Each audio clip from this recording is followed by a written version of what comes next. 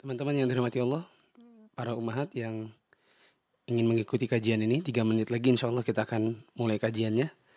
Siapkan bukunya, penanya, dan juga stabilo, supaya nanti ketika dapat fawaid bisa langsung mencatat atau mengetik di kolom komentar.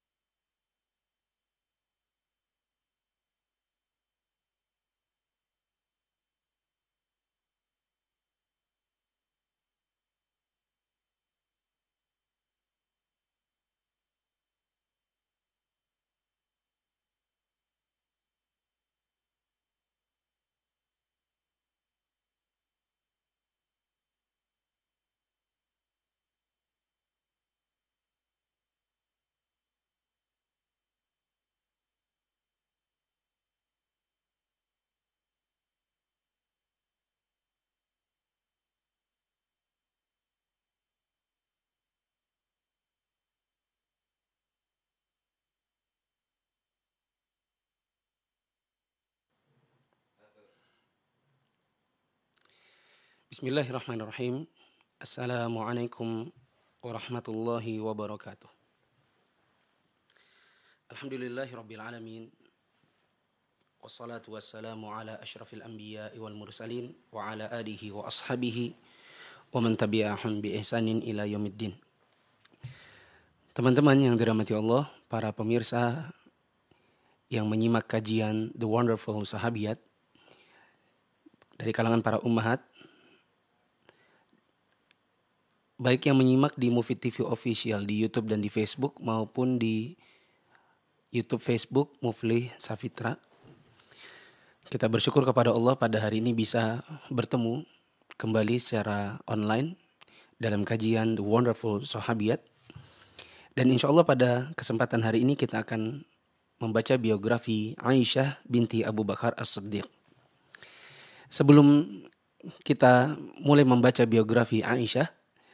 Teman-teman yang dirahmati Allah, sepanjang menyimak kajian ini, usahakan untuk bisa setiap kali menemukan ada satu faedah berupa fikih atau berupa akidah atau apapun yang merupakan fawaid ilmu, agar bisa langsung mencatat di bukunya, diberi stabilo, dan bila memungkinkan misalnya menggunakan laptop atau device yang lain, bisa langsung mengisi di kolom komentar apa fawaid yang Anda dapatkan sepanjang kajian ini setiap kali mendapatkannya. Tapi tidak menunggu sekian banyak fawaid baru diposting, tetapi setiap kali dapatkan fawaid langsung mengetik di kolom komentar atau di live chat.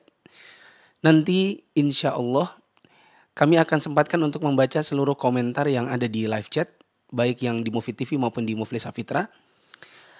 Lalu kami akan lihat dan pilih komentar yang terbaik, fawaid yang paling bagus, yang mungkin saya sendiri belum terfikirkan akan fawaid itu. Kami pilih dan kami berikan hadiah. Bisa berupa mushaf Al-Quran, bisa juga buku sahabat Nabi, karena yang ini kan versi sahabiat, ada juga buku yang satu lagi versi sahabat. Dan terutama untuk para mahasantri atau mahasantriwati di Mufid Islamic Academy yang mengikuti kajian ini juga berkesempatan untuk mendapatkan hadiah, dan kami pilihkan adalah buku penjelasan 3 landas utama yang insya Allah akan menjadi bahasan di level 2 nanti. Mempersingkat waktu, mari kita baca biografi Aisyah radhiyallahu anha. Di halaman 13, dan saya kira di layar insya Allah sudah dibuatkan PDF dan ditampilkan oleh admin. Baik. Aisyah binti Abu Bakar As-Siddiq radhiyallahu anha. Yang sudah belajar bahasa Arab perlu diperhatikan anha karena ini adalah wanita. Adapun radhiyallahu anhu untuk yang laki-laki dari kalangan sahabat. Aisyah, wanita yang dibersihkan namanya dari atas langit ketujuh. Wanita ini adalah pengajar orang-orang besar. As-Siddiqah binti As-Siddiq radhiyallahu anhuma. Di sini disebutkan anhuma, bukan anha, karena Aisyah disebutkan bapaknya juga. Bapaknya adalah sahabat, Aisyahnya adalah sahabiyah, maka karena keduanya adalah sahabat Nabi, maka kita menggunakan kata ganti 2 orang, yaitu radhiyallahu anhuma. Huma untuk 2 orang. Begitu juga bila kita ketemu dengan sahabat Nabi yang dia dan bapaknya adalah sahabat keduanya. Seperti Abdullah bin Umar bin Khattab. Umar sahabat, Abdullah adalah sahabat, sehingga ketika menyebutkan nama Abdullah bin Umar, maka kita mengucapkan radhiyallahu anhuma. Baik. Aisyah Al-Quraisyiyah Al-Makkiyah Ummul Mukminin, yaitu ibunya orang-orang beriman, istri pemimpin anak Adam, istri yang paling dicintai Rasulullah SAW, putri dari laki-laki yang paling Rasul cintai, yaitu Abu Bakar, dan wanita yang ditetapkan kesuciannya dari atas langit ketujuh. Disebutkan dalam Sahih Al-Bukhari dan Muslim bahwa Amru ibn al-As radhiyallahu anhu bertanya kepada Nabi SAW, Ayyun nasi ahabbu ilaika ya Rasulullah? Qal Aisyah. Qal faminar rijal? Qal abuha. Rasulullah, siapa yang paling engkau cintai? Maka Rasulullah mengatakan Aisyah.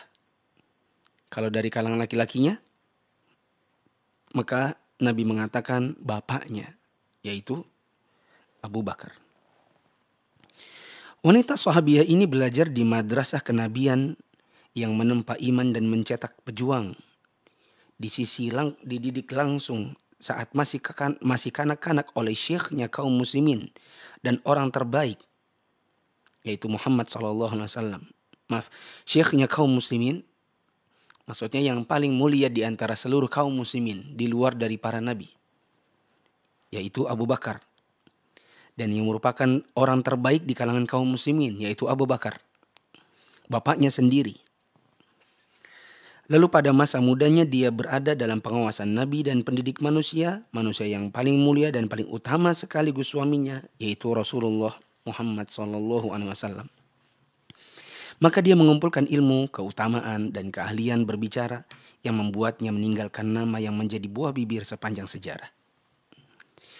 Dari rumah yang sederhana, Aisyah radhiyallahu anha memulai hidupnya bersama Rasulullah SAW. Kehidupannya akan senantiasa menjadi fokus pembicaraan sejarah. Rumah tangga adalah tugas pertama seorang wanita. Di antara tujuan paling besar seorang wanita di dunia ini adalah menjadi istri lalu menjadi ibu.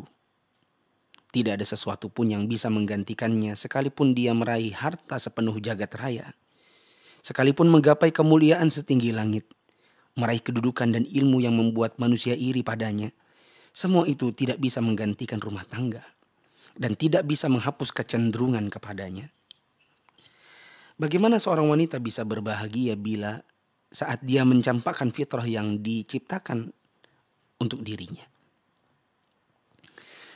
Manakala harta dunia datang melimpah kepada kaum muslimin, ada orang memberi Aisyah radhiyallahu anha 1000 dirham yang pada saat itu sedang berpuasa. Lalu dia membagi-bagikannya padahal di rumahnya tidak ada sesuatu. Saat sore tiba, Aisyah radhiyallahu anha berkata kepada pelayannya, "Siapkan hidangan berbuka." Maka pelayan menyiapkan roti dan minyak, tapi juga komentar, "Mengapa tadi yang 100.000 dirham itu tidak disisakan 1 dirham saja? Untuk kita bisa beli daging buat makanan berbuka?" Aisyah mengatakan, "Jangan menyalahkanku. Kamu tidak mengingatkanku. Seandainya kamu mengingatkan, pasti aku akan kulakukan." Maksudnya, ada uang banyak. Kenapa tidak disisakan sedikit buat jatah daging di rumah? Ya. Tapi demikianlah Aisyah manakala dia memiliki harta, dia sedekahkan kepada orang-orang. Dan ini masyhur dari Aisyah radhiyallahu anha, ya, bahwa dia suka membagi-bagikan hartanya kepada tetangganya. Dari Tamim bin Salamah dari Urwah, dia berkata, "Aku melihat Aisyah radhiyallahu anha membagikan 70.000 dirham. Tapi dia sendiri masih menambal kantong jubah." Ya. Maksudnya untuk kepentingan sendiri, dia pakai tembel-tembelan pun oke. Adapun harta yang dia punya dia kasihkan kepada orang-orang di sekitarnya. Aisyah sangat perhatian dalam menimba ilmu dari Rasul.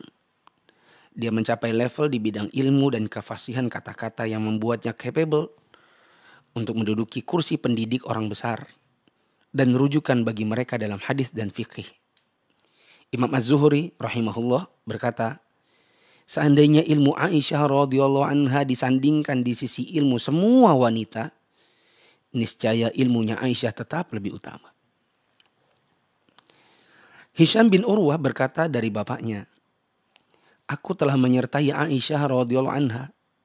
Aku tidak pernah melihat seseorang yang lebih mengetahui tentang sebuah ayat yang diturunkan, kewajiban, sunnah, syair, riwayatnya yang paling banyak, kejadian dari kejadian-kejadian bangsa Arab, nasab, bidang ini, bidang itu, peradilan, bahkan pengobatan. Tidak ada yang lebih pintar dalam hal ini kecuali Aisyah." Dia bertanya kepada Aisyah, "Bibi, dari mana engkau bisa tahu tentang pengobatan?" Maka Aisyah mengatakan, "Aku dulu pernah sakit. Lalu tabib memberi resep obat. Lalu ada orang sakit, tabib beri resep obat. Dan aku mendengar sebagian orang memberi resep obat. Maka aku pun menghafalnya." Dari Masruq rahimahullah bahwa dia ditanya, Hal kanat Aisyah radhiyallahu anha tuhsinul fara'id? Qal wallah laqad ra'aitu ashaba Muhammadin al-akabir yas'alunaha 'anil fara'id. Apakah Aisyah itu menguasai ilmu waris? Maka dia mengatakan, demi Allah, aku lihat sendiri bahwa sahabat-sahabat Nabi dari kalangan senior-senior, mereka nanya tentang ilmu waris sama Aisyah. Kalau zaman sekarang, ya sangat jarang kita mendapati orang nanya tentang warisan kepada wanita. Aisyah radhiyallahu anha wafat tahun 58 Hijriah. Ismail bin Abu Khalid meriwayatkan dari Qais bahwa Aisyah ingin dimakamkan di rumahnya. Karena di sanalah rumahnya, di sanalah Rasulullah SAW dikuburkan. Tapi dia akhirnya berkata, aku telah melakukan sesuatu sesudah Rasulullah SAW tiada. Maka makamkanlah aku bersama para istri Nabi saja. Maka dia dimakamkan di Baqi'. Al-Dhahabi pernah berkata dalam Syiar A'lamin Nubala, mengomentari perkataan Aisyah, yang dimaksudnya adalah keberangkatannya dalam perang Jamal. Dia menyesalinya secara total dan bertobat darinya. Dia lakukan hal itu karena takwil dan menginginkan kebaikan sebagaimana Tolhah dan Abu Zubair dan Az-Zubair dan beberapa sahabat besar Nabi berijtihad. Ada yang berkata Aisyah dimakamkan di baratnya Jami' Damaskus. Tapi Al-Dhahabi berkata itu salah besar. Aisyah bahkan tak pernah ke Damaskus. Aisyah itu dimakamkan di Baqi' dalam usia 63 tahun sekian bulan. Ibunya Aisyah adalah Ummu Ruman binti Amir bin Uwaimir bin Abdus Syams bin Attab ibn Uzainah al-Kinaniyah. Aisyah radhiyallahu anha berhijrah bersama kedua orang tuanya. Nabi menikahinya sebelum hijrah sesudah As-Siddiqah Khadijah binti Khuwailid wafat. Berarti Khadijah meninggal terlebih dahulu, baru kemudian Aisyah dinikahi oleh Nabi SAW. Beberapa bulan sebelum hijrah, ya, dinikahilah Aisyah. Ada yang berkata 2 tahun. Nabi baru menjalani kehidupan bersama Aisyah pada bulan Syawal tahun 2 Hijriah. Sepulang dari Perang Badar, waktu usianya sudah 9 tahun. Nah, jadi Nabi menikah dengan Aisyah sebelum hijrah. Tapi ngumpul serumahan sama Aisyah baru di tahun kedua Hijriah. Setelah Aisyah usianya 9 tahun. Nah, Aisyah termasuk anak yang lahir dalam Islam. Usianya lebih muda dari Fatimah 8 tahun. Dia berkata, aku tidak mengetahui bapak ibuku kecuali saat keduanya telah memeluk agama ini. Nabi menikahi Aisyah sesudah Khadijah wafat. Nabi menikahinya dan menikahi Saudah radhiyallahu anha pada saat yang sama. Maksudnya saat yang sama berpoligami. Nabi membangun rumah tangga dengan Saudah 3 tahun kemudian baru berumah tangga dengan Aisyah. Nabi tidak menikahi wanita perawan selain Aisyah. Nabi sangat mencintainya dan memperlihatkan cinta beliau kepadanya. Al-Dhahabi berkata, cinta Nabi kepada Aisyah adalah sesuatu yang masyhur. Karena itu para sahabat saat hendak memberi hadiah kepada Nabi, mereka nunggu Nabi ada di rumahnya Aisyah supaya mendapatkan keridhaan Nabi untuk dapatkan hadiah. Diriwayatkan dalam Sahih Bukhari dan Muslim dari Aisyah. Aisyah mengatakan, orang-orang itu menunggu giliran saya di mana Nabi nginep bersama saya, barulah mereka menyampaikan hadiah kepada Nabi. Maka istri-istri Nabi ada yang menemui Ummu Salamah. Mereka bilang, Orang-orang itu menunggu harinya Aisyah loh untuk memberi hadiah kepada Nabi. Padahal kami kan juga mau mengharapkan kebaikan yang sama seperti Aisyah. Bisa kau Ummu Salamah sampaikan kepada Rasul agar beliau menyuruh orang-orang kalau mau memberi hadiah, berikannya juga dimanapun Nabi ada. Maksudnya di rumahnya istri Nabi yang lain juga lah. Jangan di rumahnya Aisyah terus. Maka Ummu Salamah menyampaikan kepada Nabi. Tapi Nabi diam tidak menjawab. Ummu Salamah mengulangi dua kali. Saat yang ketiga baru Nabi mengatakan, wahai Ummu Salamah, jangan menyakitiku berkaitan dengan Aisyah. Maksudnya enggak usahlah request yang seperti itu. Ya, aku tidak ingin merasa risih atau terganggu hanya karena kalian cemburu dengan Aisyah. Demi Allah sesungguhnya aku tidak pernah menerima wahyu saat berada di dalam selimut seorang wanita pun dari kalian kecuali dia. Maksudnya istri Nabi ada 11 dan tidak seorang pun yang Nabi menerima wahyu saat bermalam bersama istri-istrinya kecuali Aisyah saja yang pernah mendapatkan wahyu. Mendapatkan wahyu ketika bermalam bersamanya. Az-Zahabi berkata, jawaban Nabi ini menunjukkan bahwa keutamaan Aisyah atas istri-istri Nabi yang lain adalah atas perintah ilahi. Di balik cinta beliau kepadanya dan bahwa hal itu termasuk sebab Nabi mencintainya. Di antara sebab kenapa Nabi sangat cinta dengan Aisyah adalah ini adalah perintah Allah di mana wahyu turun itu tidak pernah di antara istri Nabi yang 11 kecuali Aisyah saja. Diriwayatkan dalam Sahih Bukhari dan Muslim dari Anas radhiyallahu anhu, beliau berkata, Rasulullah bersabda, "Fadlu Aisyah 'ala nisa'i ka fadli tharidi 'ala sa'irit ta'am." Keutamaan Aisyah bila dibandingkan kaum wanita seperti tharid di atas makan makanan yang lain. Maksudnya tharid itu adalah makanan paling enak ketika itu. Dan diutamakan tharid di atas makanan-makanan yang lain. Begitulah Aisyah diutamakan dari sisi cinta lebih daripada istri-istri Nabi yang lain. Catatan saya satu dulu. Apakah kalau begitu poligami itu kita boleh pilih kasih? Jawabannya dari sisi materi duniawi tidak. Adapun cinta, maka itu adalah di tangan Allah. Yang kita tidak bisa mengatur hati kita. Hati tiba-tiba benci, hati tiba-tiba cinta. Ya. Cinta tiba-tiba turun, cinta tiba-tiba naik. Itu semua adalah di tangan Allah.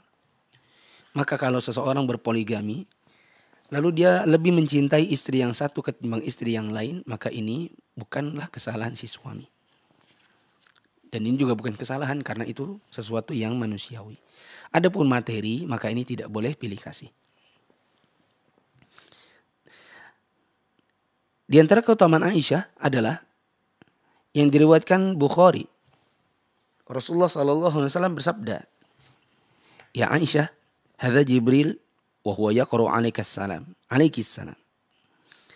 Aisyah nih, ini ada malaikat Jibril nih. Dia mengucapkan salam untukmu. Bayangkan malaikat mengucapkan salam kepada seorang wanita yang merupakan istri Nabi. Aisyah mengatakan, wa alaihi salam wa rahmatullah. Tara ma la nara ya Rasulullah. Semoga dia juga selamat dan mendapatkan rahmat Allah ya Rasulullah. Engkau melihat tapi kami tidak bisa lihat Jibril ini. Di antara peristiwa penting dalam hidup Ummul Mukminin Aisyah radhiyallahu anha adalah saat menghadapi fitnah dusta yang keji dalam peristiwa berita bohong. Bermula dari orang-orang munafik yang melihat kemenangan kaum muslimin hari demi hari. Maka hati mereka merana. Tidak suka dengan kemenangan kaum muslimin. Maka mereka merasa kedudukan mereka mulai terancam dan terpinggirkan. Hingga akhirnya masyarakat benar-benar membenci mereka. Maka mereka ingin mengarahkan sebuah pukulan telak kepada Rasul dan membuat perpecahan dan pertikaian dalam barisan kaum muslimin. Maka mereka pun menuduh Aisyah dengan tujuan keji yang besar, yaitu tuduhan berzina. Kemunafikan dan hasad bercokol di dalam hatinya Abdullah bin Ubay bin Salul. Sejak hari pertama dia mendengar Islam, maka dia mulai membuat tipu muslihat dan makar terhadap Nabi dan Islam satu demi satu. Meskipun dengan hikmah Allah, Allah selalu gagalkan dan mengalahkannya. Fitnah zina ini, kejadiannya sangat menyakitkan hati Aisyah. Saat-saat yang sulit dan berat membekap suaminya.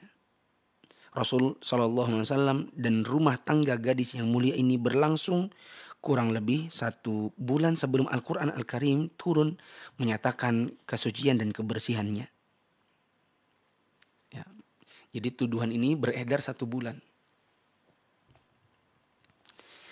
Pembebasan ini juga menetapkan kesaksian penuh berkah untuk sahabat mulia Safwan bin Al-Mu'attal yang dituduh dengan tuduhan keji yang sama.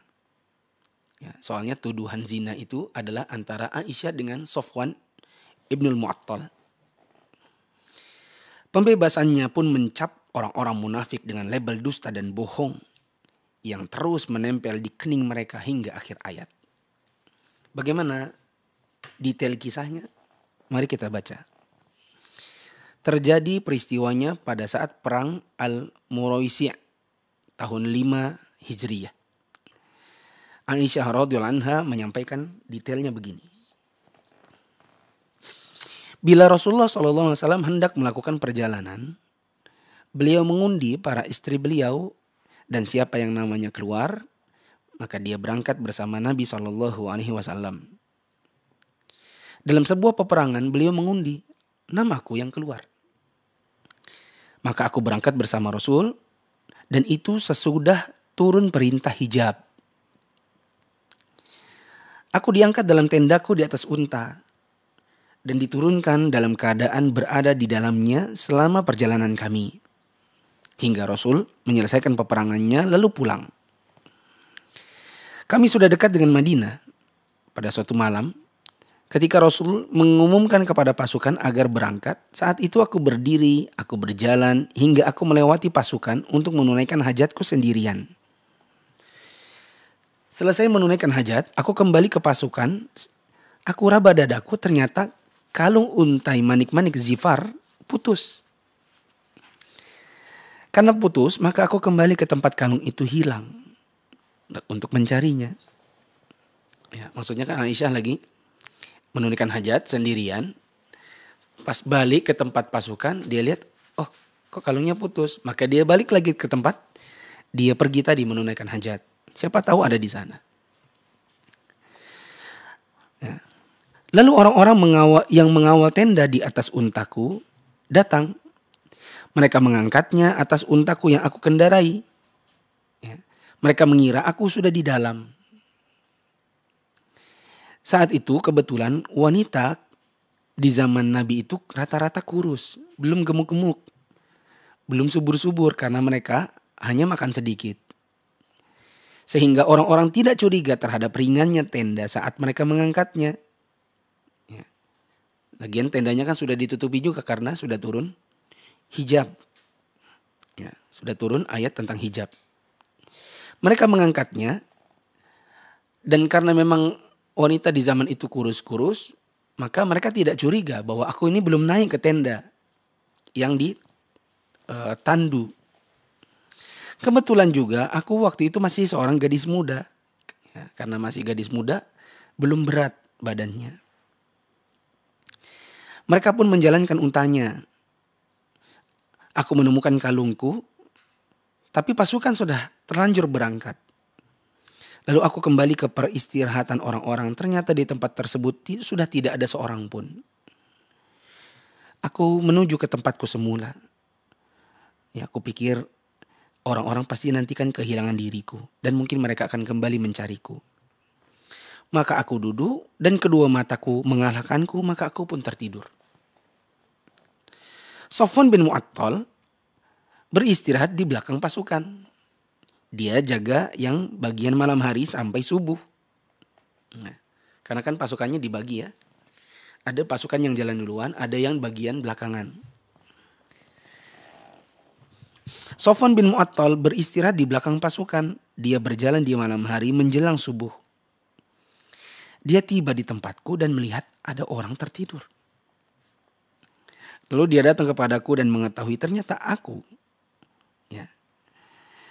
Manakala dia melihatku, ya, dia kaget karena sebenarnya dia pernah melihat wajahku seperti apa sebelum hijab itu diwajibkan kepada kami.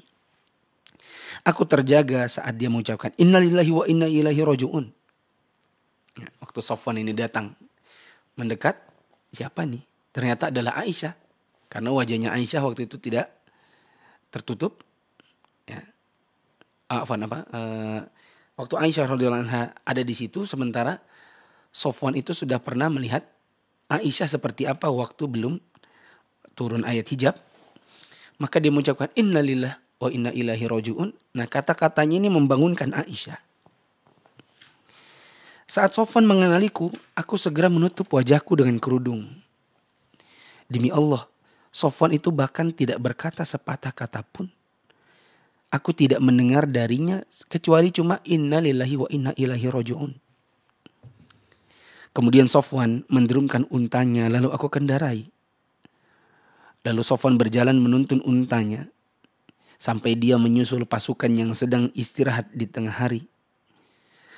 Maka celakalah orang yang celaka terkait urusanku ini. Dan yang mempelopori dusta, ya, berita dusta ini ternyata adalah Abdullah bin Ubay bin Salul.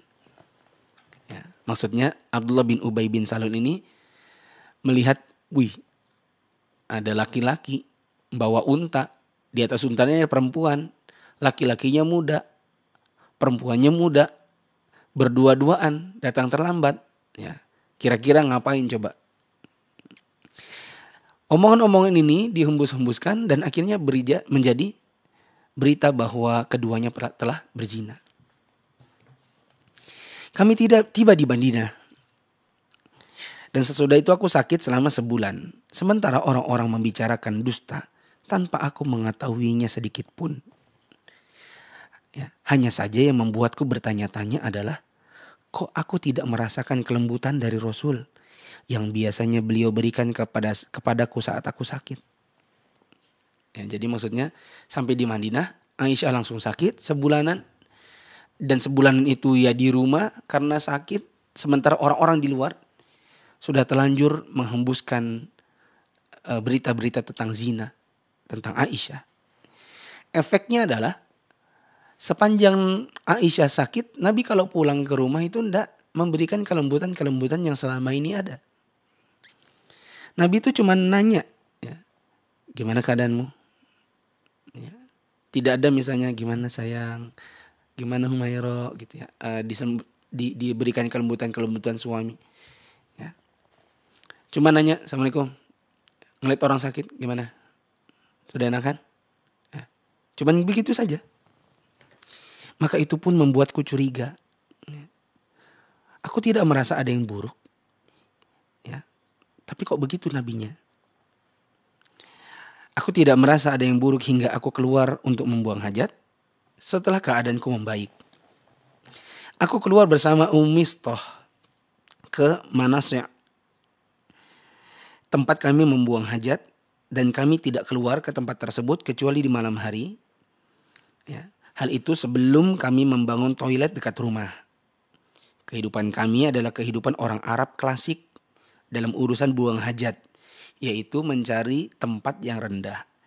Dan kami merasa terganggu dengan keberadaan toilet di dekat rumah. Orang-orang klasik di zaman Arab, orang-orang Arab di zaman klasik itu seperti itu. Mereka kurang suka dengan adanya toilet dekat rumah. Lebih senang untuk cari dataran rendah, tempatnya agak jauh untuk buang hajat di sana. Aku pergi buang hajat bersama Ummu Mistah binti Abu Rum bin Abdul Muttalib bin Abdul Manaf. Ibunya adalah putri dari Sakhr bin Amir. Dia merupakan bibi Abu Bakar As-Siddiq dari pihak ibu. Dan anaknya adalah Mistah bin Uthathah ibnul Muttalib. Aku dan Ummu Mistah pulang berjalan menuju rumahku. Tiba-tiba Ummu Mistah terpleset waktu berjalan dan dia berkata, celaka Mistah. Ya. Maksudnya gini, Aisyah jalan berdua bareng siapa? Ummu Mistah. Waktu kepleset, Ummu Mistah, mamanya si Mistah ini ngomong begini, celaka si Mistah. Mendoakan celaka siapa? Anaknya sendiri. Maka Aisyah komentar, apa kamu ini ngomong buruk? Masa anak laki-laki yang ikut dalam perang Badar dicela seperti itu, celaka Mistah. Ya. Anaknya sendiri lagi. Maka dia mengatakan, duh kasihan kamu ini Aisyah. Ya. Apakah kamu tidak mendengar apa yang diucapkan si Mistah? Maka aku pun nanya, loh emang dia bilang apa? Ummu Mistah mengabarkan kepadaku bahwa Mistah itu ikut-ikutan ngomongin soal fitnahnya si Abdullah bin Ubay bin Salul. Ya. Dia ikut-ikutan nyebar berita bahwa Aisyah berzina dengan Sofwan bin Mu'attal. Mendengar hal ini sakitku tambah parah. Ya. Tadi kan disebutkan bahwa Aisyah itu tidak mengetahui cerita ini sama sekali sebulanan. Sementara gosipnya terlanjur beredar. Dan baru ketahuan karena perkataan mamanya si Mistah. Sakitku tambah parah. Saat tiba di rumah Rasul masuk mengucapkan salam dan bertanya, gimana keadaanmu? Maka aku menjawab, apakah engkau mengizinkanku untuk menemui bapak ibu? Saat itu aku ingin mengecek kebenaran berita tersebut dari bapak ibu. Rasulullah mengizinkanku, aku pulang. Aku berkata kepada bapak ibu, Bu, apa yang orang-orang sedang perbincangkan? Ibuku bilang, putriku tenangkanlah dirimu. Demi Allah tak ada seorang wanita cantik yang dicintai oleh suaminya dan dia mempunyai madu-madu melainkan mereka akan memperbincangkannya. Maksudnya mamanya ini mengalihkan perhatian atau mengalihkan pembicaraan Aisyah dari tuduhan zina ke soal poligami saja. Ya. Aku berkata, subhanallah, orang-orang sudah membicarakan itu. Malam itu aku menangis hingga pagi. Air mataku tidak berhenti, kelopak mataku tidak terpejam. Pagi hari tiba aku masih juga menangis. Rasulullah memanggil Ali bin Abi Thalib dan Usama bin Zaid saat wahyu belum kunjung turun. Kalau kita bertanya kenapa Nabi kok diam saja padahal istrinya dituduh zina? Jawabannya karena Nabi sendiri adalah manusia biasa dan beliau tidak tahu tentang hal-hal yang gaib kecuali sebatas yang Allah beritakan kepada beliau. Maka kalau belum ada wahyu turun, Nabi tidak bisa berkomentar apapun. Nabi memanggil Ali dan Usama waktu wahyu belum turun. Beliau meminta pendapat keduanya terkait apakah mungkin untuk berpisah dengan istrinya. Karena istrinya dapat tuduhan zina. Usama bin Zaid mengusulkan kepada Rasul berdasarkan apa yang dia ketahui bahwa istri beliau adalah istri yang suci. Beliau pun sangat mencintainya. Kata Usama, wahai Rasul, Aisyah keluargamu, kami tidak mengetahuinya kecuali dia itu orang yang baik. Ali sepupunya Nabi juga ikutan komentar. Allah tidak mempersempitmu. Wanita selainnya banyak. Ya. Tanyalah hamba sahaya, niscaya dia menjawab yang benar. Ya. Maka Rasul memanggil Barirah. Barirah ini adalah budaknya Aisyah. Nabi memanggil Barirah. Beliau tanya, wahai Barirah, apakah ada yang mencurigakan dari Aisyah? Barirah bilang, demi Allah yang telah mengutus Anda dengan kebenaran, aku tidak tahu tentang Aisyah, ya, yang dengannya aku menjawab pertanyaanmu lebih daripada bahwa Aisyah itu anak gadis baru tumbuh yang tertidur dari adonan keluarganya, lalu kambing datang dan memakannya. Maksudnya ini wanita anak gadis lugu nggak ngerti, tapi diomongin orang, digosipkan dan dituduh fitnah. Rasulullah berdiri di atas mimbar lalu meminta dukungan melawan fitnahnya Abdullah bin Ubay bin Salul.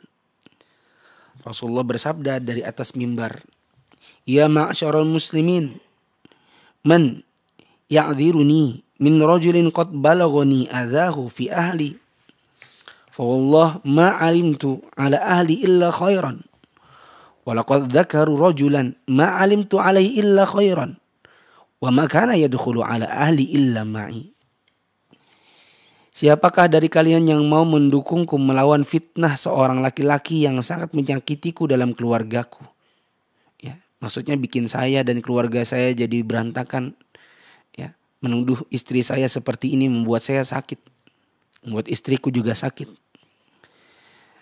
Demi Allah, aku tidak tahu tentang keluargaku kecuali yang baik.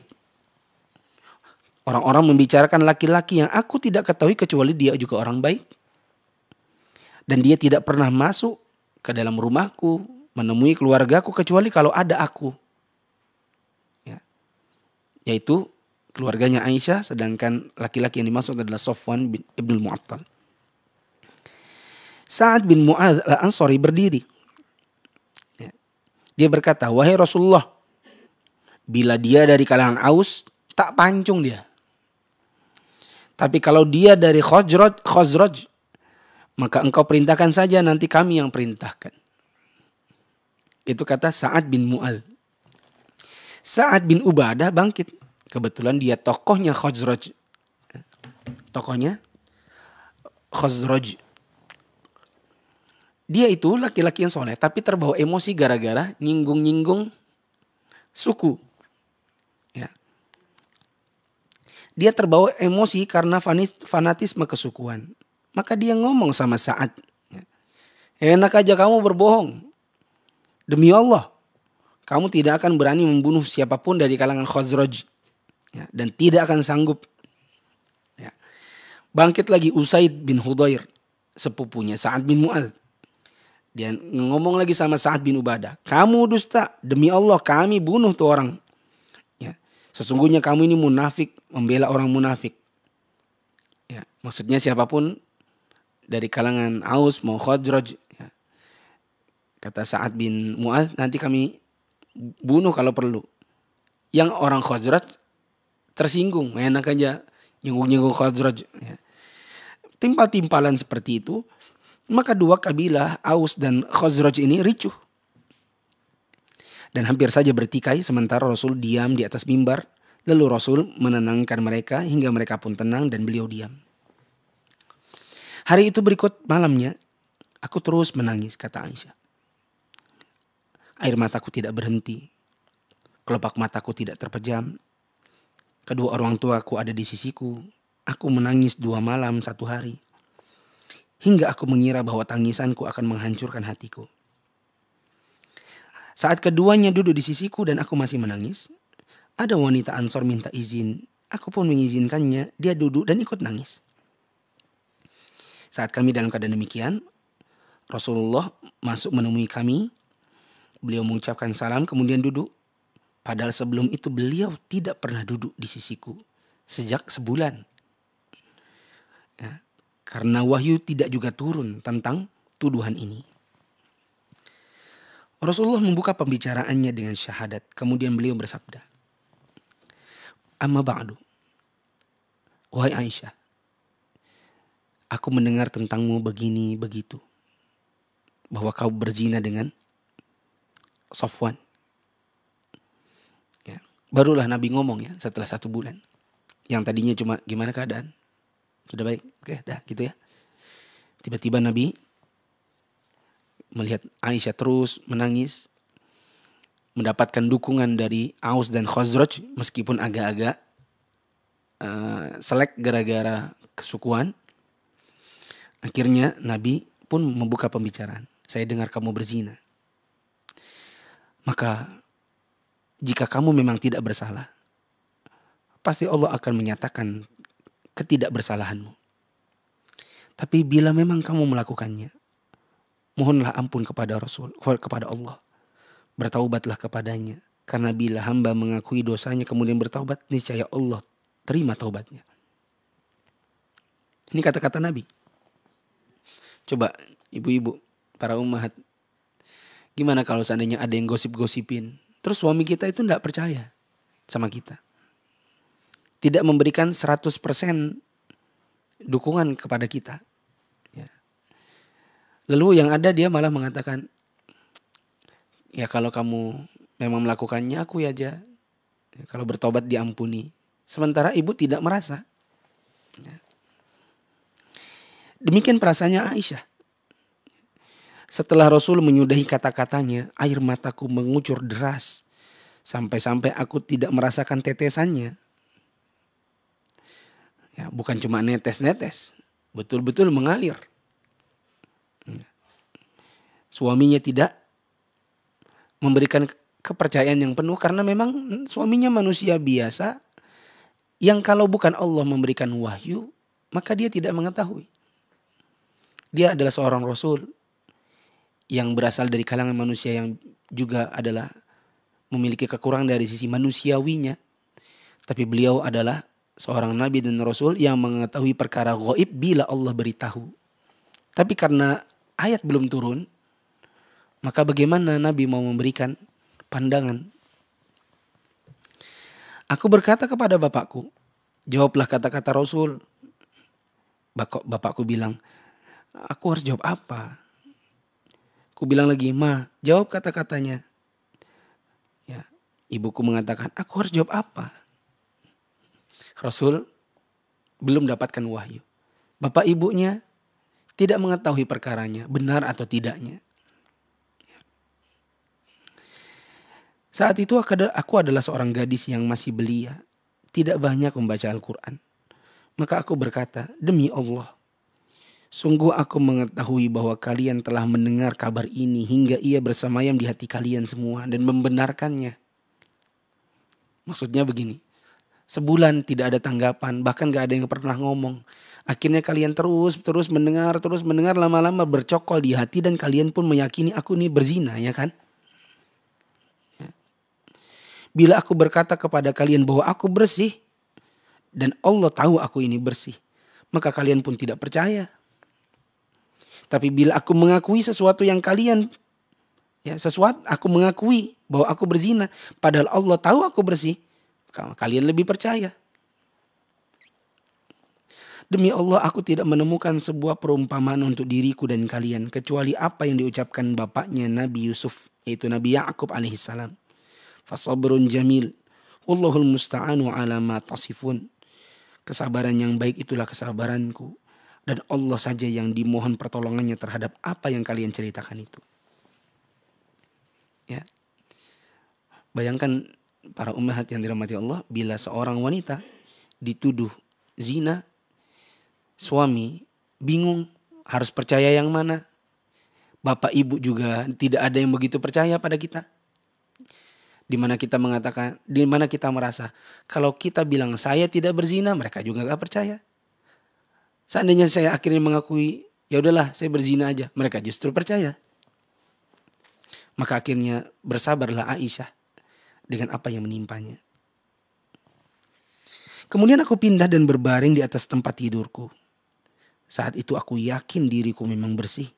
Aku yakin Allah akan membuktikan kebersihanku. Akan tetapi demi Allah, aku tidak menyangka Allah akan menurunkan wahyu yang akan terus dibaca terkait dengan perkaraku ini. Aku merasa diriku lebih rendah sehingga tidak pantas bagi Allah menurunkan firman-Nya terkait diriku yang akhirnya dibaca. Sebenarnya aku hanya berharap Rasul bermimpi dan dengan itu Allah menunjukkan kepada beliau bahwa aku memang bersih. Maksudnya ekspektasinya Aisyah, Nabi dapatkan mimpi saja. Tapi ternyata Allah memberikan yang lebih, yaitu Allah turunkan ayat khusus tentang kejadiannya Aisyah. Demi Allah, Rasul tidak bergeser dari tempat duduk beliau. Dan tak seorang pun yang ada di rumah meninggalkan rumah. Hingga Allah akhirnya menurunkan wahyu kepada nabinya. Sehingga terjadilah apa yang biasa terjadi kalau Nabi menerima wahyu. Apa itu? Tubuh beliau tiba-tiba menggigil seperti orang demam. Butiran keringat seperti mutiara menetes dari tubuhnya. Pada hari itu, hari yang dingin. Akibat beratnya beban wahyu yang turun.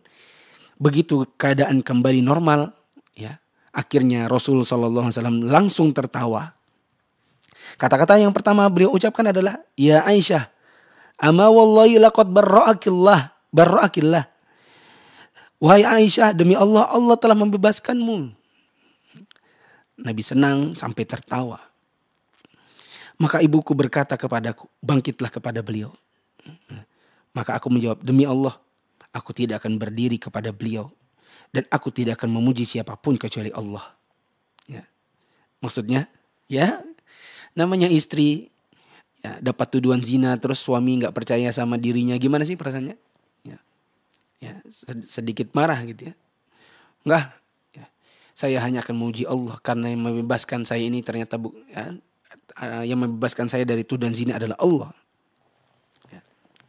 Allah turunkan ayat, ya, cukup panjang untuk kita baca, dari surat An-Nur ayat 11 sampai 20. Apa kata Allah? "Sesungguhnya orang-orang yang membawa berita tuduhan bohong itu adalah sekelompok orang dari kalian juga. Janganlah kalian mengira berita bohong itu buruk bagi kalian, bahkan itu adalah baik bagi kalian. Setiap orang dari mereka akan mendapatkan balasan dari dosa yang diperbuatnya. Dan orang yang mengambil bagian terbesar di antara mereka dari berita bohong itu, dia mendapatkan azab yang besar. Mengapa ketika kalian mendengarnya, orang-orang mukmin dan mukminah, kalian tidak berbaik sangka terhadap diri mereka sendiri? Dan kenapa tidak berkata ini adalah berita bohong yang nyata? Mengapa mereka yang menuduh itu tidak mendatangkan 4 orang saksi? Maka karena mereka tidak mendatangkan saksi, maka mereka itu adalah dalam pandangan Allah sebagai orang-orang berdusta. Seandainya bukan karena karunia Allah dan rahmatnya kepada kalian di dunia dan di akhirat, niscaya kalian ditimpa azab yang besar. Karena kalian juga ikut-ikut membicarakannya." Ya, maksudnya ini adalah Allah kepada kaum mukmin yang lain, kenapa tidak berbaik sangka kepada Aisyah? Dan sebagian dari mereka, contohnya Mistah itu, malah ikut-ikutan menyebarkan berita dari orang munafik Yahudi Ubay bin Salul. Yaitu karena kalian menerima berita bohong dari mulut ke mulut. Dan kalian mengatakan dengan mulut ke mulut, ya, apa yang kalian tidak ketahui sedikit pun. Dan kalian menganggapnya remeh. Padahal dalam pandangan Allah itu adalah masalah besar. Dan mengapa ketika kalian mendengarnya kalian tidak mengatakan, tidak pantas kita mengucapkan pembicaraan ini. Ini adalah kebohongan besar. Allah memperingatkan kalian agar jangan sampai kalian mengulangi lagi perbuatan seperti itu selama-lamanya jika kalian adalah orang-orang beriman. Dan Allah menjelaskan ayat-ayatnya kepada kalian. Dan Allah maha mengetahui lagi maha bijaksana. Sesungguhnya orang-orang yang ingin agar perbuatan yang sangat keji atau berita bohong itu tersiar di kalangan orang-orang beriman, mereka mendapatkan azab yang pedih di dunia dan di akhirat. Dan Allah mengetahui, sedangkan kalian tidak mengetahui. Dan kalau bukan karena karunia Allah dan rahmatnya kepada kalian, niscaya kalian akan ditimpa dengan azab yang besar. Dan bahwasanya Allah maha penyantun lagi maha penyayang. Ini ayat yang Allah turunkan untuk membersihkan Aisyah. Sekaligus Allah mengingatkan kepada orang-orang beriman. Kenapa dapatkan berita-berita bohong seperti ini? Tidak tabayun, diam, tidak berbaik sangka kepada orang-orang yang selama ini dinyatakan atau terlihat atau dikenal benar-benar bersih, tapi justru ikut-ikutan menyebarkan. Nah, demikian ayat yang turun.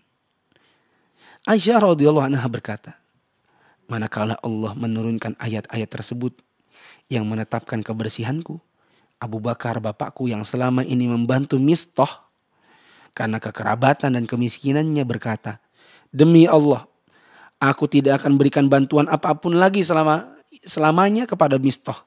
Karena dia juga ikut-ikutan nyebar-nyebarin beritanya Aisyah. Tapi Allah malah menurunkan, wala ya'tali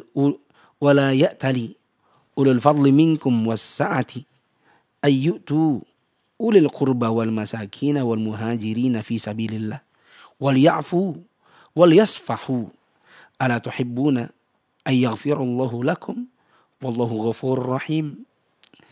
Dan janganlah orang-orang yang memiliki kelebihan dan kelapangan di antara kalian bersumpah bahwa dia tidak akan lagi memberikan bantuan kepada kerabatnya, orang miskin dan orang-orang berhijrah kepada jalan Allah.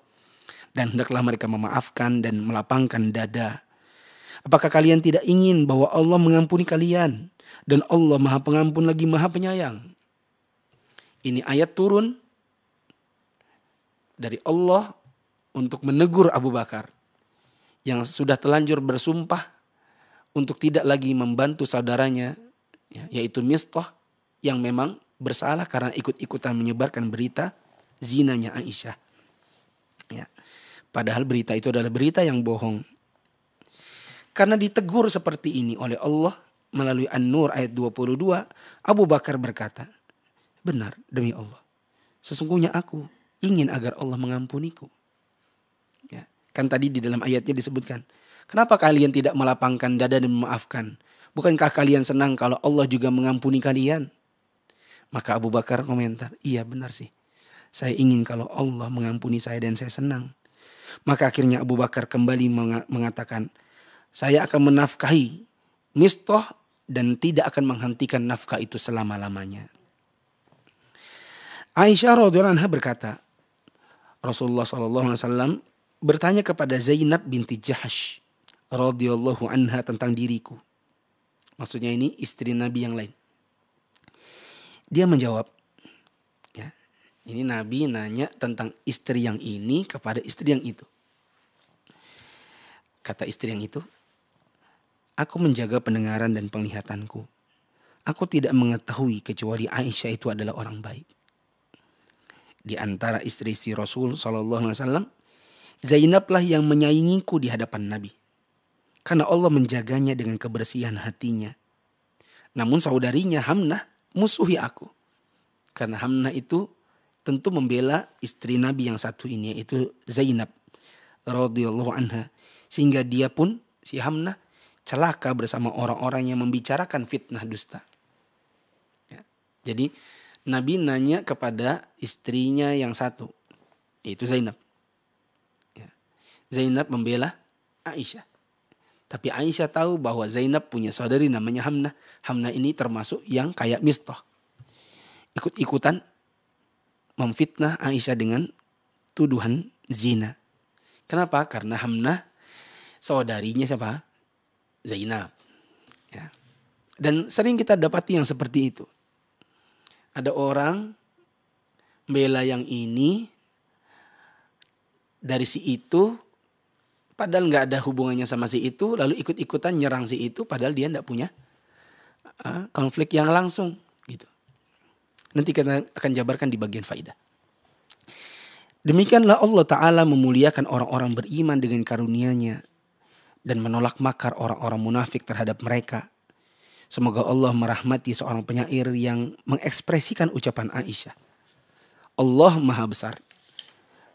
Allah yang Maha Besar mengucapkan hujjahku dan kebersihanku dalam Al-Quran yang muhkam. Di dalam Al-Quran Allah telah melaknat orang yang menuduhku dengan keburukan sesudah kebersihanku. Allah menetapkan keutamaanku dan kemuliaan kehormatanku. Dan melalui lisan nabinya dia membersihkanku. Allah mencela orang yang hendak merendahkanku dengan fitnah dusta dan menyucikan dirinya dalam urusanku. Sebagaimana yang sudah disebutkan, Aisyah akhirnya wafat pada malam Selasa 17 Ramadan tahun 58 Hijriah, waktu usianya sudah 66 tahun dan dimakamkan di Baqi'. Al-Hakim meriwayatkan dengan sanad yang sahih, disepakati Adz-Dzahabi, sebuah athar dari Aisyah menjelang wafatnya yang menunjukkan iman dan takwa di dalam hatinya. Kami memaparkannya untuk dijadikan nasihat dan pelajaran. Sebagaimana yang diriwayatkan Ibnu Abi Mulaikah, bahwa Zakwan Abu Amr menyampaikan kepadanya. Dia berkata, Ibnu Abbas datang meminta izin kepada Aisyah saat Aisyah menghadapi ajal kematian. Dia berkata, aku datang sementara saudaranya Abdullah bin Abdurrahman duduk di sisi kepalanya. Aku berkata, Ibnu Abbas minta izin. Aisyah menjawab, biarkanlah aku dari Ibnu Abbas. Maksudnya gak usah dikasih izin. Aku tidak membutuhkannya dan kesaksian baiknya. Abdullah berkata, wahai bunda, sesungguhnya Ibnu Abbas ini termasuk putramu yang soleh. Ya. Dia hendak mengucapkan salam dan selamat tinggal kepadamu. Maka Aisyah akhirnya membiarkan Ibnu Abbas datang. Ibnu Abbas datang, manakala dia duduk, dia berkata, berbahagialah demi Allah antara dirimu dengan perpisahan, dengan segala kelelahan dan pertemuan dengan nabimu, Nabi Muhammad SAW, dan orang-orang terkasih hanyalah perpisahan ruhmu dengan jasad. Maksudnya, kalau nanti Aisyah juga meninggal, toh perpisahan ini adalah perpisahan dengan orang beriman, tapi bertemu dengan Nabi SAW. Aisyah berkata, sudahlah, jangan berbicara lagi wahai Ibnu Abbas. Ibnu Abbas malah nimpali, engkau istrinya Rasul yang paling beliau cintai, dan beliau tidak mencintai kecuali yang baik. Kalungmu jatuh di malam Al-Abwa, lalu Rasul SAW mencarinya dan orang-orang pun mendapatkan pagi tanpa memiliki air. Lalu Allah turunkan fatayammamu sa'idan thayyiba, bertayamumlah kalian dengan debu yang suci. Itu disebabkan olehmu loh Aisyah, yang akhirnya menjadi keringanan. Allah menurunkan kepada umat ini untuk bertayamum karena engkau sebabnya. Kemudian Allah Ta'ala menurunkan kebersihanmu dari atas langit ketujuh. Tidak ada satu masjid dari masjid-masjid kaum muslimin yang ada padanya nama Allah disebut, kecuali kebersihanmu juga dibaca di siang dan di malam hari di dalam surat An-Nur ayat 11-20 tadi. Aisyah berkata, sudahlah, biarkan aku wahai Ibnu Abbas. Demi Allah, sesungguhnya aku berharap sesuatu untuk menjadi sesuatu yang terlupakan. Saudara-saudaraku yang mulia, ini adalah Aisyah Ummul Mukminin radhiyallahu anha, istri dari pemimpin para nabi sallallahu alaihi wasallam. Saya memaparkan sirahnya di sini agar kaum muslimat mukminat menjadikannya sebagai nasihat dan pelajaran. Selanjutnya agar meneladani akhlak dan ketakwaannya serta mengambil jalan hidupnya.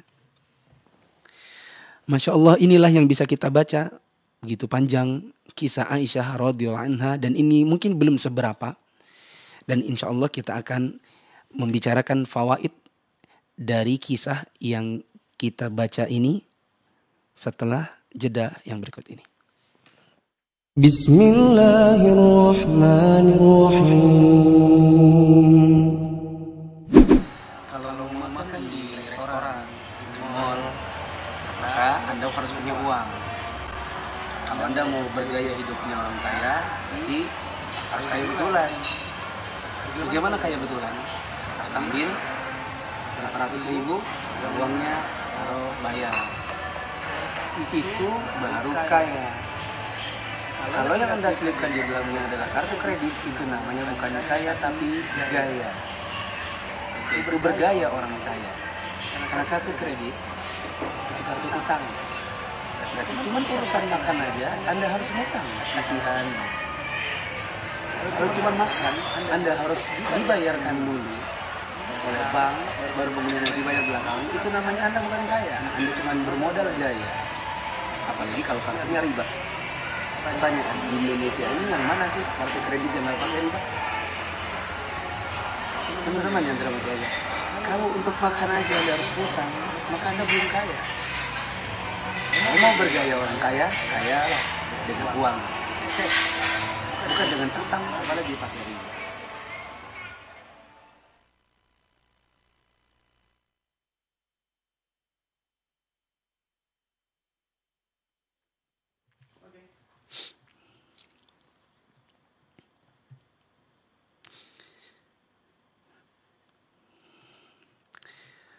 Para umat yang dirahmati Allah, mari kita coba baca sebagian dari fawaid yang ummahat temukan.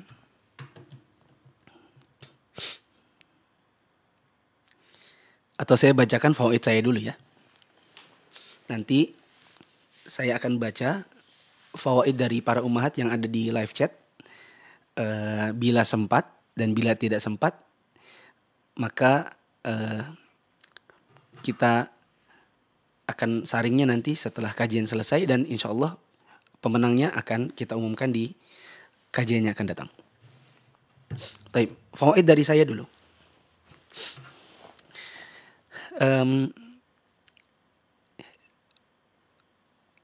Faidah yang pertama yang kita baca tadi dari kisah Aisyah, bahwa rumah tangga adalah tugas pertama wanita. Tugas pertama seorang wanita adalah dalam rumah tangganya. Sebagaimana yang saya sampaikan di kisahnya Khadijah di minggu lalu, kalau ada seorang wanita muslimah ingin berkarya, ingin mencari nafkah penghidupan, maka hukum asalnya boleh dengan beberapa syarat. Salah satu syarat yang saya sebutkan di pertemuan yang lalu adalah tidak boleh menjadikan kegiatan di luar rumah itu sebagai kegiatan utama. Artinya tidak boleh dia menjadikan urusan di dalam rumah tangganya sebagai prioritas kedua setelah urusan luar rumahnya. Maka ini saya nasihatkan kepada para ummahat, baik para guru, para dokter, para bidan, para suster, kemudian para kurir. Semua teman-teman dari kalangan ummahat yang memiliki aktivitas di luar wajib untuk tetap memperhatikan kegiatan di dalam rumahnya atau apa-apa yang merupakan urusan rumah tangganya. Saya tadi sempat sebutkan tentang kurir karena memang di zaman sekarang mungkin apalagi di masa-masa pandemi, banyak para ummahat yang mencoba untuk mencari nafkah. Alternatifnya adalah dengan menjadi kurir. Dan kurir ini mau tidak mau menuntut dia keluar dari rumahnya. Nah, manakala dia keluar dari rumahnya, karena faktor kebutuhan yang harus terpenuhi, ya, maka saya mengingatkan agar jangan sampai melalaikan urusan dalam rumah tangga. Faidah yang kedua adalah sifat dermawan. Di mana Aisyah ini lebih mementingkan urusan orang-orang dengan membagi-bagikan hartanya ketimbang urusannya sendiri. Ya, ketimbang urusannya sendiri. Sampai-sampai dia lebih pilih ya untuk baju masih ditembel-tembel, makan tanpa lauk, ya, manakala uang-uang itu yang dia punya sudah dibagi-bagikan. Dan ini saya dapati ada seorang akhwat yang saya kenal. Akhwat ini saya pernah tanya, berapa tabunganmu selama 11 tahun kamu menikah? Dia bilang, enggak ada. Saya bilang, masa enggak ada? 11 tahun menikah, apa kamu enggak dikasih uang sama suamimu? Dikasih. Kamu kan juga bergaji. Masa gajinya enggak ada? Enggak ada. 1 juta? Enggak ada. 700.000? Enggak ada. 500.000? Enggak ada. 100, 200? Mungkin ada. Ya. Kemanakah gajinya dia belanjakan? Kemana pendapatannya atau penghidupan yang dia diberikan oleh suaminya dia belanjakan? Dia berikan kepada ibunya, dia berikan kepada sepupunya, dia berikan kepada tantenya, dia berikan kepada keluarganya, membiayai sekolah sepupunya, membiayai SPP adik saudaranya, anak dari saudaranya. Ya, bahkan sampai-sampai dia tidak memiliki tabungan meskipun sudah 11 tahun menikah, meskipun gajinya di atas UMK. Ya. Di atas UMK Balikpapan bahkan. Padahal dia tidak menanggung nafkah di rumahnya, karena ditanggung nafkah adalah dari uang suaminya. Adapun uang pribadinya, ya, dia tidak punya tabungan karena sudah dia berikan kepada keluarga-keluarga yang lebih membutuhkan.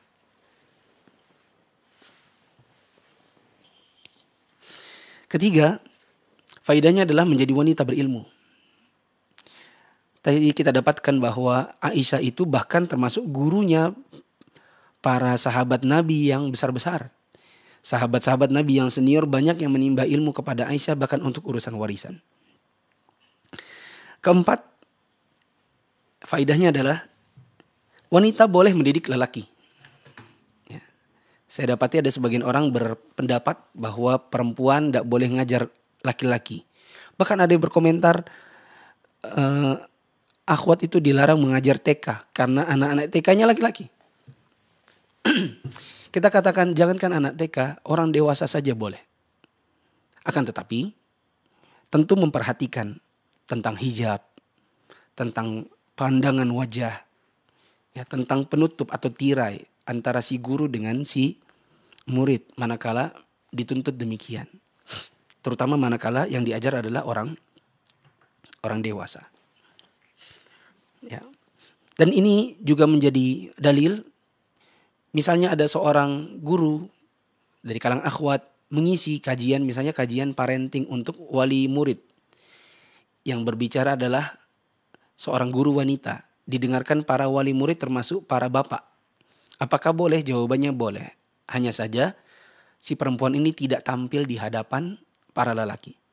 Di mana lelaki tidak menatap langsung kepada si guru perempuan. Melainkan guru perempuan berada di tempat yang lain. Misalnya di hijab. Dia berada di para ibu-ibu sedangkan laki-laki tidak bisa melihatnya. Begitu juga kalau di kajian online di mana seorang akhwat mengisi kajian parenting lalu didengarkan oleh wali murid termasuk bapak-bapak di mana dia tidak menyalakan kamera dan tidak bisa dilihat oleh para lelaki. Nah, ini di antara kondisi yang harus diperhatikan. Yang jangan sampai terjadi adalah perempuan ngisi lalu di hadapannya ada lelaki bisa melihat karena dia. Ini fitnah. Nah, karena lelaki menatap wanita, ini bisa mendatangkan syahwat pada diri mereka.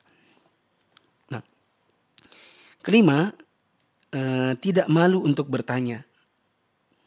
Di mana orang-orang dahulu juga bertanya kepada Aisyah tentang hal-hal yang mungkin mereka malu untuk bertanya. Apalagi ini kadang lelaki ya kesusahan untuk mendapatkan jawaban, akhirnya dia terpaksa bertanya kepada Aisyah radhiyallahu anha. Keenam, bahwa Aisyah pernah berijtihad di dalam perang Jamal. Sehingga dia pun ikut di dalam peperangan. Hanya saja, kata Az-Zahabi, Aisyah telah taubat dan menyesali ijtihadnya. Kita dapati ada sebagian ummahat di zaman sekarang yang terpengaruh dengan pemikiran-pemikiran menyimpang. Mereka ikut demo di tengah jalan. Ya, mereka ikut berteriak-teriak di jalan menuntut misalnya BBM diturunkan, menuntut presiden, menuntut gubernur dan lain-lain. Ya. Berada di tengah jalan berteriak-teriak dengan alasan Aisyah pun pernah terjun di medan perang. Kita katakan tadi ada komentar dari Al-Imam Az-Zahabi bahwa Aisyah telah bertaubat dan menyesali ijtihadnya yang salah. Ketujuh, dibolehkan untuk menikahi anak kecil dari kalangan wanita. Dengan syarat tidak boleh berkumpul dengannya kecuali setelah dia dewasa. Yakni setelah dia baligh dengan menstruasi. Di mana Nabi SAW dulu menikahi Aisyah waktu Aisyah masih kecil. Kurang lebih di usia 6 tahun. Dan Nabi baru serumah dengan Aisyah berkumpul dengannya di usia Aisyah telah mencapai usia 9 tahun. Kedelapan, Nabi pun menerima hadiah. Berdasarkan cerita tadi bahwa Aisyah menceritakan kalau Nabi nginep sama dia, barulah orang-orang suka datang membawakan hadiah. Ya, karena Nabi sangat cinta dengan Aisyah, di mana orang kalau ngasih sesuatu di rumahnya, kalau ngasih sesuatu kepada Nabi saat Nabi sedang berada di rumah yang dicintainya, tentu akan lebih ridho untuk menerima.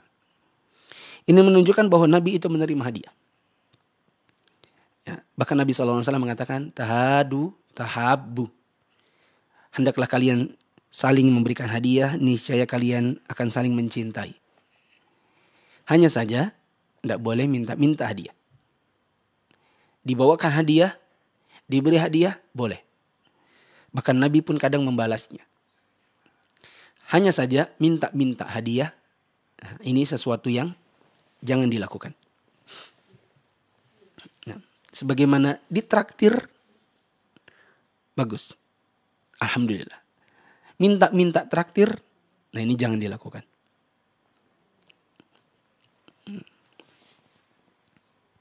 Bahkan sebagian ulama ada yang mengatakan jangan minta-minta bawa oleh-oleh. Tapi dibawakan alhamdulillah. Misalnya ada orang berpergian, pergi umroh, pergi safar, lalu bilang nanti pulang bawa oleh-oleh ya, jangan lupa aku pesan ini, pesan ini. Tapi tidak nitip duitnya. Nah, kalau pesan-pesan titip duit. Kalau cuma pesan yang banyak tapi nggak nitip duit, ya, kalau orang Balikpapan bilang hanya titip liur, maksudnya cuma sekedar omongan aja, bawain ya. Nah, maka ini termasuk bentuk minta-minta, dan sebagian ulama ada yang membencinya. Tapi bila dibawakan alhamdulillah, tidak mengapa dan boleh diterima. Dan hendaknya orang yang pergi safar agar tidak melupakan keluarganya hingga dia pun pulang dan membawa oleh-oleh untuk mereka. Yang ke-9, tadi sudah saya singgung bahwa bila seorang lelaki punya beberapa istri, lalu dia mencintai yang satu dengan cinta yang lebih besar daripada yang lain, ini tidak mengapa. Yang tidak boleh adalah dari sisi nafkah batin, dari sisi tinggal bersama, dari sisi nafkah lahir, ya, lalu kemudian dia lebih memberatkan yang satu di atas yang lain. Ini yang tidak boleh. Faedah yang lain adalah wanita di zaman Nabi itu kurus-kurus karena kata Aisyah mereka nggak banyak makan. Ya, ini juga bagi para wanita berarti perhatian agar janganlah jadi wanita yang terlalu banyak makan. Ya, pagi makan, nanti duha makan, siang makan, sore makan, malam makan, tengah malam cari makan. Akhirnya makan terus dan badannya jadi gemuk-gemuk. Sementara jarang cuci piring, jarang sapu rumah, jarang ngepel, ya, jarang cuci baju. Akhirnya banyak makan, sedikit gerak. Ya. Jadilah mereka wanita-wanita gemuk. Ya. Saya tidak pernah tahu hasil survei, tapi apakah boleh dicari ya? Mungkin hipotesis nolnya penelitian adalah bahwa rata-rata lelaki menyukai wanita-wanita yang tidak begitu lebar. Nah, tapi ini bukanlah sesuatu yang sesuatu yang menjadi aib, apalagi bila sebagian wanita memang ada yang kecilnya dahulu oleh orang tuanya senantiasa diberi makan yang banyak, diberi vitamin, ya, dan tidak diarahkan agar tidak terlalu gemuk. Wallahu a'lam. Ke-12, istri Nabi pun menutup wajah. Ya. Kita bayangkan tadi ketika Sofwan ibn Mu'attal melihat Aisyah terbangun gara-gara omongannya inna lillahi wa inna ilaihi raji'un. Aisyah langsung tiba-tiba menutup wajahnya dengan menggunakan kerudungnya. Kita bayangkan bila istri Nabi saja yang haram untuk dinikahi jandanya, ya, maksudnya setelah mereka menjanda dinikahi oleh kaum mukminin itu hukumnya haram karena mereka adalah ibunya kaum mukminin, mereka saja masih menutup wajahnya. Maka ini pesan bagi para akhwat, apalagi kalau Anda memang tergolong wanita yang memiliki rupa yang bagus, yang terbaik bagi Anda adalah menutup wajah. Meskipun sebagian ulama ada yang mengatakan ini hukumnya hanya sunnah, maka saya pun setuju bahwa ini hukumnya sunnah bukan wajib. Akan tetapi bila Anda menggunakannya itu jauh lebih baik. Ke-13, ini adalah himbauan kepada para suami, manakala istri sedang sakit, maka hendaklah istri diperlakukan dengan lembut. Jika Anda menemukan istri Anda sedang sakit, jangan Anda berkata, sakit apa sih? Alah, cuma sakit seperti itu. Biasanya, apalagi wanita, manakala diremehkan sakitnya itu bukan hilang malah bertambah. Tapi manakala Anda memberikan kelembutan, maka ini akan lebih menguatkannya untuk cepat sembuh. Ingat, salah satu faktor kesembuhan orang dari sisi badan itu adalah juga dimulai dari hati. Bila hati senang, enak makan, ada yang menemani, disuapin, ya semangat dia untuk semakin sembuh. Coba kalau istri sedang sakit, lalu kita bilang, sakit apa sih? Alah, cuma sakit kepala. Alah, manja betul. Hanya cuma sakit perut biasa. Ya, hatinya sakit, malas makan, lesu, suami tidak menguatkan, akhirnya keinginan sembuhnya juga semakin turun. Ke-14, Nabi tidak tahu perkara yang gaib kecuali yang diberitahu Allah saja. Ini karena Nabi adalah manusia biasa. Pengetahuannya juga terbatas dari sisi hal-hal yang gaib kecuali sebatas yang diberitahu oleh Allah. Bila Nabi mendapatkan wahyu, barulah kemudian Nabi mengetahui perkara yang gaib. Sebagaimana Nabi dulu ikut perang, ya, lalu kemudian ada senjata lawan yang mengenai baju besinya, menabrak ke pipinya, rontok giginya. Ya, bila Nabi adalah seorang yang mengetahui seluruh perkara yang gaib, tentu itu tidak akan terjadi. Ya. Begitu juga dalam kasusnya Aisyah ini. Ya, tidak butuh waktu sebulan lebih untuk Nabi tahu Aisyah itu bersih atau tidak. Bila Nabi mengetahui seluruh perkara yang gaib. Kemudian yang ke-15, kepatuhan Abu Bakar yang patut dicontoh. Sebenarnya kita pun mungkin akan berlaku yang sama kalau kita di posisinya Abu Bakar. Kita orang tua, punya anak dituduh zina. Yang nyebar-nyebarin adalah orang yang selama ini kita kasih duit. Sepupu kita sendiri. Ya. Bagaimana nih? Ya. Tentu kita akan marah. Ya. Kamu gak tahu diuntung. Gak tahu terima kasih. Sudah dikasih duit, dinafkahin. Kamu malah nyebar-nyebarin zina. Ya. Tentang anak saya. Kita pun akan merasakan apa yang dirasakan oleh Abu Bakar. Tapi manakala Allah ingin agar kita memaafkan orang lain, ya, maka Abu Bakar pun memaafkan Mistah dan berjanji untuk tidak menghentikan nafkah selama-lamanya.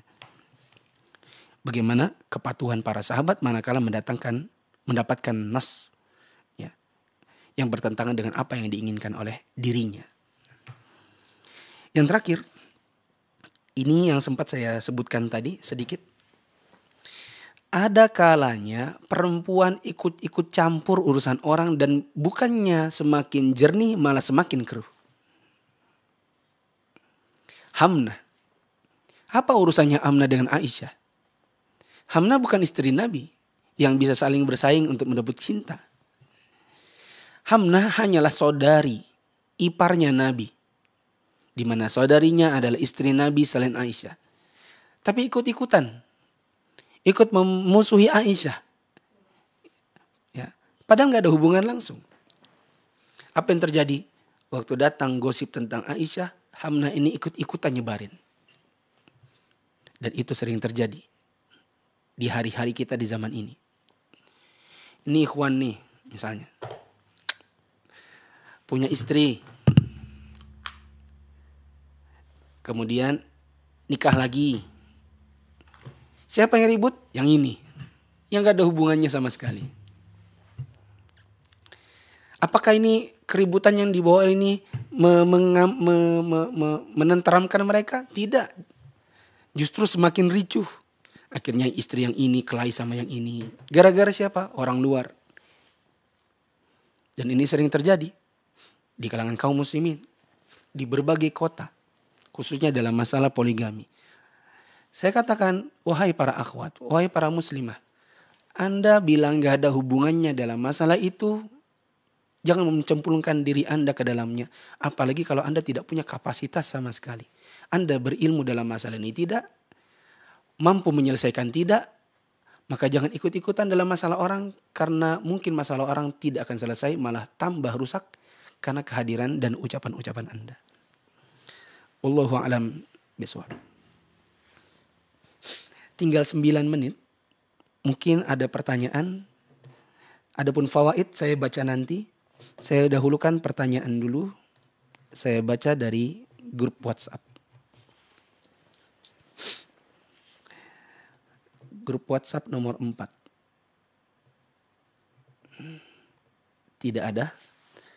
Yang saya tidak temukan ya berarti saya lewati ya. Oke, di grup WhatsApp tidak ada. Grup umroh akhwat.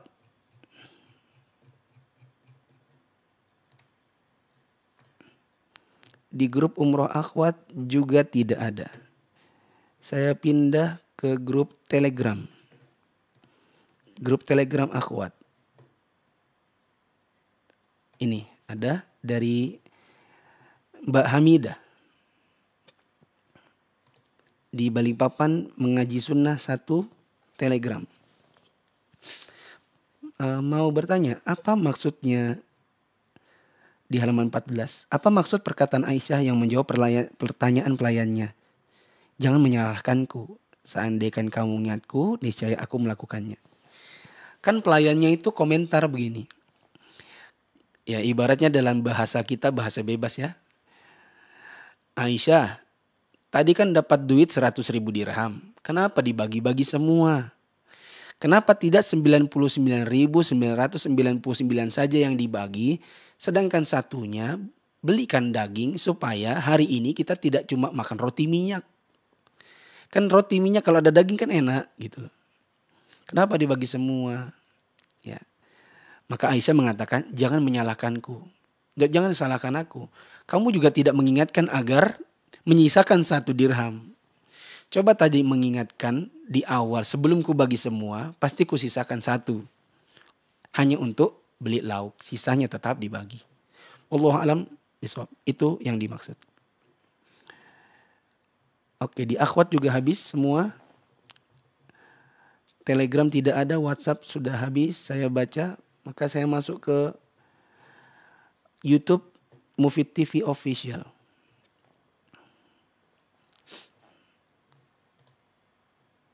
Faidah. Pertanyaan bercampur dengan fawaidah ini ya. Ya, faidah saya skip dulu. Saya ke Facebook. Oh ya, teman-teman para ummahat, kalau mengetik faidah, taruh di depannya faidah. Sedangkan kalau pertanyaan tulis pertanyaan supaya tidak membingungkan saya waktu saya membaca. Ya, saya tidak bingung tapi butuh waktu lama untuk memilah apakah ini bertanya ataukah memberi faedah. Seandainya diberi dari awal di depannya, maka akan lebih memudahkan dan meringkas waktu untuk membaca. Di Facebook ada 4 komentar.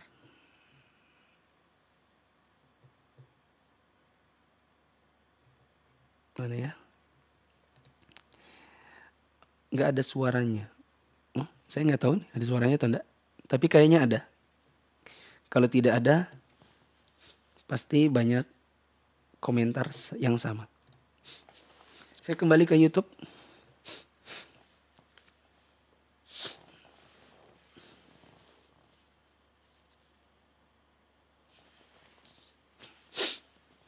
Pertanyaan nggak ada ya?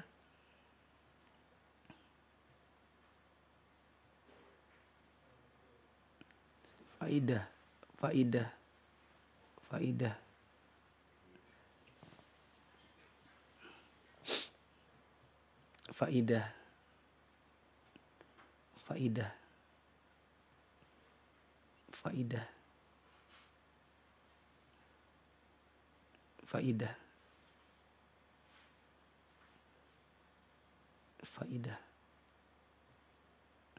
Oh iya, faidah penting.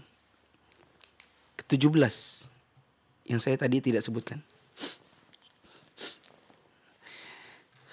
Maaf, saya tambahkan ada 3 faidah penting. Tadi waktu Nabi mau berangkat safar, Nabi undi dulu istri-istrinya. Ini menunjukkan bahwa diperbolehkan mengadakan undian bila tanpa bayaran. Atau disebutkan dalam sebuah kaidah, tusyra'ul qur'atu idza juhilal mustahiqqu wa ta'adzaratil qismatu. Disyariatkan untuk lakukan undian bila tidak diketahui siapa yang sedang berhak, siapa yang lebih berhak, dan tidak bisa dibagi. Makanya Nabi ketika mau safar, dia undi istri-istrinya dengan sebuah undian. Karena tidak diketahui saat ini siapa yang lebih berhak. Ya kan? Istri ada 11. Ya. Siapa yang berhak saat ini? Ya mungkin yang ini sudah dipilih kemarin, maka ini di skip dulu. Dari 7. 7 siapa yang punya hak? Ya. Maka diundi. Dan ini tidak mungkin dibagi. Begitu juga misalnya ada 2 orang, kalau bahasa kita tuh chop doorstep sama-sama sebuah barang, ya. Terpungut di jalan, set, ketemu barangnya. Anggap aja misalnya uang 2.000. Uang 2.000 insya Allah boleh langsung dimiliki tanpa harus diumumkan. Tapi kalau dirobek begini kan berdua malah gak laku duitnya. Waduh, kita ngambil sama-sama nih. Aku dong, enggak dong, aku dong. Kan kita sama-sama. Ya udahlah, daripada berantem, ya udah diundi saja. Siapa yang lebih berhak untuk mendapatkan uang 2.000 ini. Nah, faedah yang berapa ya? Ke-16 adalah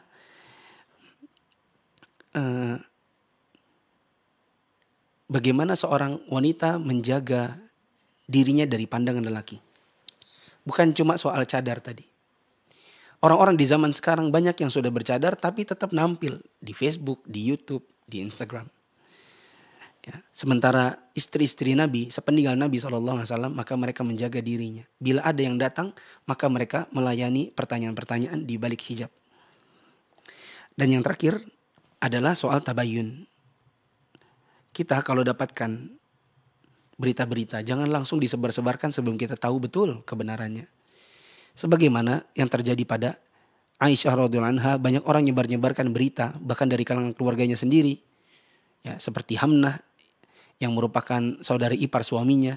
Begitu juga Mistah yang selama ini dinafkahi oleh bapaknya. Ikut-ikut menyebarkan tanpa tabayun. Ya. Bila Anda mendapatkan sesuatu yang janggal pada saudara Anda, pilihan Anda cuma 2. Tabayun atau diam. Kalau mau tabayun silakan. Mungkin Anda punya kapasitas, mungkin Anda punya akses. Bertanya langsung. Tapi bila tidak, maka haram bagi Anda untuk menyebar-nyebarkan padahal Anda sendiri belum mengetahui kebenarannya. Dan ini banyak sekali terjadi. Bahkan di kalangan orang-orang yang sudah berilmu, sudah belajar sunnah. Ada hal-hal yang mungkin janggal dari gurunya, janggal dari temannya. Langsung berubah menjadi status Facebook. Ya, di screenshot, dikomentari, dan lain-lain. Dengan tujuan untuk mendapatkan likes, mendapatkan followers, mendapatkan subscribers. Ya. Dan dilakukan tanpa tabayun kepada orang-orang yang mungkin ada kejanggalan di matanya. Perlu diingat bahwa kejanggalan di mata kita belum tentu janggal di mata seseorang. Karena timbangan kita mungkin tidak sama dengan timbangan orang lain. Nah, faidah. Ya, sudah 11.30. Saya sejauh ini tidak mendapatkan ada pertanyaan. Oh, ini ada pertanyaan terakhir. Dari Nur Cibi-Cibi. Masya Allah, namanya Cibi-Cibi. Itu kayak makanan yang panjang-panjang kecil-kecil itu. Ya. Cibi-Cibi. Bagaimana kita menanggapi orang kafir mati? Misalnya tetangga dan rekan kerja yang kafir nikah. Apa yang kita boleh buat? Untuk yang meninggal, maka tidak boleh menampakkan kesedihan. Ya. Sejatinya mereka mati dalam keadaan kufur. Tapi jangan menampakkan kegembiraan. Ada tetangga meninggal, kita malas setel Al-Quran. Keras-keras. Atau datang, Masya Allah meninggal ya. Alhamdulillah misalnya. Ya. Jangan menampakkan kesedihan, jangan pula menampakkan kegembiraan. Tapi biasa saja. Kita di rumah, biarkan orang. Mungkin besok kalaupun ada yang bertanya, kemarin Bapak sakit apa? Sudah seperti itu saja. Dan haram untuk mengucapkan semoga Allah menerima dan mengampuni dosa-dosanya. Haram hukumnya. Silakan cari di YouTube kami. Di YouTube Muflih Safitra. Tentang orang kafir yang mati dalam keadaan meninggal dalam keadaan kafir dari kalangan public figure. Adapun yang menikah, maka boleh didoakan ya semoga mendapatkan hidayah, sakinah dan mawaddah. Ya. Semoga mereka bisa mendapatkan hidayah dan bisa masuk dalam Islam. Sudah cukup ya pertanyaan. Tapi ini sudah terlanjur saya baca lagi nih. Pratiwi Linanda. Bagaimana menanggapi orang-orang yang sebenarnya penghasilannya lebih banyak dari kita namun masih suka minta bantuan dana. Nasihat kita bilang, anti kekurangan kah? Ya, mohon maaf nih saya bertanya, setahu Ana pendapatan anti itu banyak. Lebih banyak dari Ana. Ya. Nasihati. Apakah berlaku sama? Jika wanita harus ada hijab dalam mendidik laki-laki, bagaimana dengan sebaliknya, laki-laki mendidik akhwat? Saya punya pandangan bahwa meskipun ustadz mengajar para akhwat, ustadz tetap ya sebisa mungkin untuk menutup dirinya. Apalagi kalau jelas-jelas di hadapannya itu wanita-wanita sebaya dirinya atau bahkan lebih muda. Ya. Dikhawatirkan ada fitnah. Ya. Adapun seandainya ada satu kondisi di mana mau tidak mau, terpaksa harus tanpa hijab. Seperti misalnya saya bimbing umroh. Apa iya di dalam bis saya memberikan pengarahan tentang manasik pakai hijab? Kan tidak bisa bawa tiang-tiang dengan hijab-hijabnya. Maka setidak-tidaknya menundukkan pandangan dan tidak melihat kepada para akhwat, melainkan melihat kepada lelaki saja. Nah, bila tidak ada lelaki, maka duduk jauh-jauh dan nunduk-nunduk ke bawah.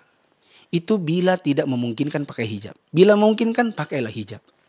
Ya, kita khawatir lewat syaitan dan kita tergoda.